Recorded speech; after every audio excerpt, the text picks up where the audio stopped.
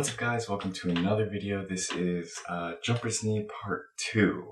My name is Andre Pell and this is physical therapy, rehab, and martial arts tricking channel. So if you are interested in any of that stuff, this is it.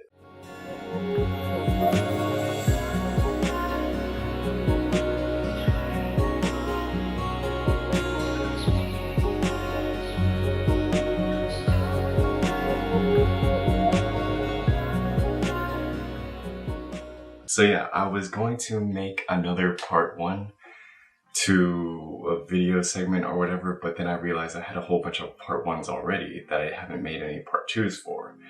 So then I would have just ended up with a bunch more part 1s. So I'm going to try and clean things up, add to some of my segments that I've started, and then we can go from there.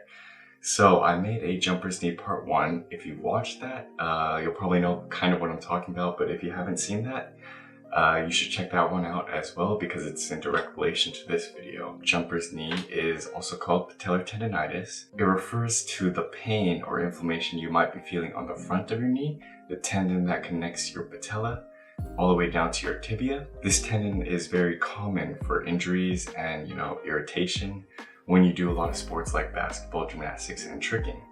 So in that video, I made a quick guide on how you can kind of eccentrically strengthen your knee so you can have more strength long-term.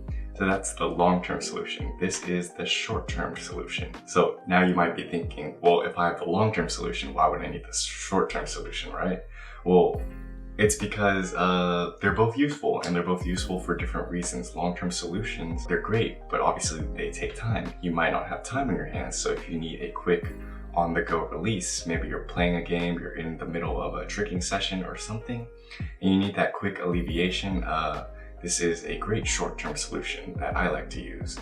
All in all together, all these segments will combine all the parts for the more ideal solution to these problems. They're all parts of a whole, so to speak. So they're all important in their own varied ways, but are all kind of different in how they're being used. So this one is going to be a massage, a quick, easy massage that you can use to alleviate your tight tendon/ligament. And I feel like I say these words a lot, but kind of get used to them.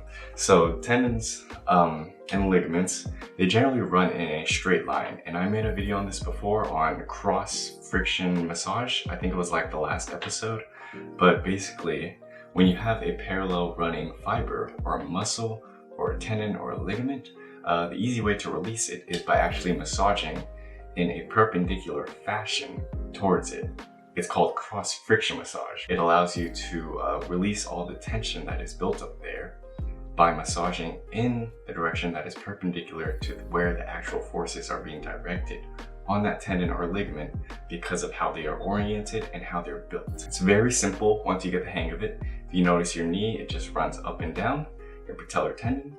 The easiest way we can do to release that is by taking our fingers, maybe our index and our middle finger, or even just our thumb, aligning it along the middle section of either side, whichever one you want to start with, and then just pushing in and pushing out in a left to right motion or medial to lateral motion. And by doing this, what you're actually doing is you're releasing a lot of the built up tension that has been accumulated there because of many micro tears from maybe too many training sessions, or maybe just neglect or not enough care in the moment. So that is a way we can easily reduce that pain. I would say doing this for about 20 to 30 seconds, even a minute, and then build your way up from there. Always start lightly at first, and then increase the amount of or length that you're doing the exercise for.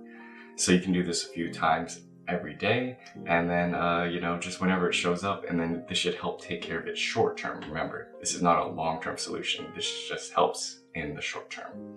But it's great. It's great. It's very useful. Other thing I should note is that you should start with light pressure and then gradually increase into more pressurized massages. So just start lightly at first, and then as your tendon gets warmed up, as it gets used to it, start pressing it harder and harder and harder as needed, as is seen fit, at whatever volume or intensity that will alleviate your tendon. So the severity of your patellar tendonitis might be different to another person, so just keep that in mind.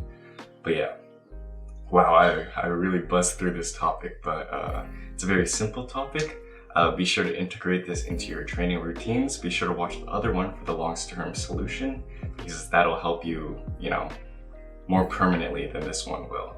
And then, yeah, if you have any video requests, comments, etc., leave them down below. If you have any questions or other exercises that you'd like to share, do so as well. Thanks for watching a lot. I will be back next week with, or maybe twice a week, I don't know, with another video.